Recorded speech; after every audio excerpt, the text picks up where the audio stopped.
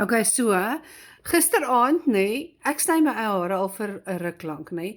En gister kom Lukas by die huis met hierdie nuwe haarknipper en ek tog like, dude, dis cool. Dis 'n portable, reg? Ek sê vir hom, "Wat is die grootste kammetjie wat jy het vir daai haarknipper?" Hy sê nee, 60 mm, wat 6 centimeter, nê. Ek sê like, nee, cool, ons gaan daai ene gebruik, nê. Nou het ek my kuif hier voor vas, soos ek altyd maak, en ek begin knip. En toe ek hierdie knipper deurtrek, julle, kyk daar. Toe is dit nie die langste kammetjie wat daarop is nie, maar in elk geval, toe is dit nou te laat. En ek sit nou met hierdie moeshaap in my hare. Ek tog nou wel, Talitaatjie, daar's nou net een manier om hierdie te fix en nou moet alles maar weer gaan. So nou is ons maar weer terug by square one. Ek sê vir hom, terwyl ek my hare skeer, sê ek vir hom, ek sê, ag nee, dis nou nie wat ek wou gehad het nie. Nou ja, dis nou te laat, nê.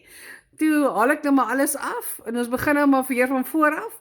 En, ek sê toe vir Lukas gisteraand, ek sê, liefie, ons lyk nou soos Tweedledee en Tweedledum, het ons altyd lekker vet geword, en dan loop ons met 3 kort hare langs mekaar. Humpty Dumpties.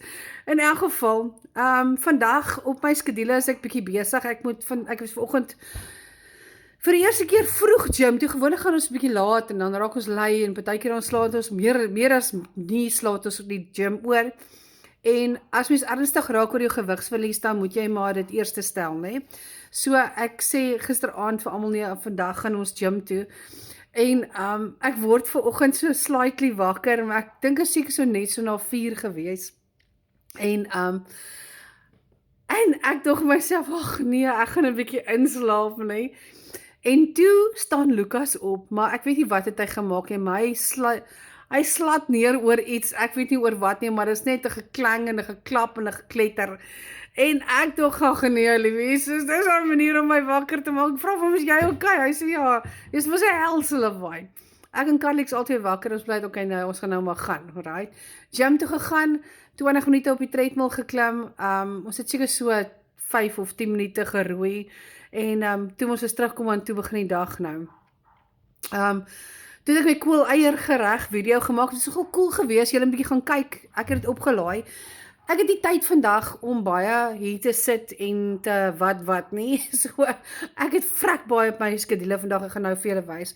Want vriende van ons immigreer in Australië toe, en hulle dogtertjie kom kuier nou vir Carly vir die laaste keer, dis vreeslik hartseer. So ons meeste van ons dag word gefokus op daai twee nou vandag.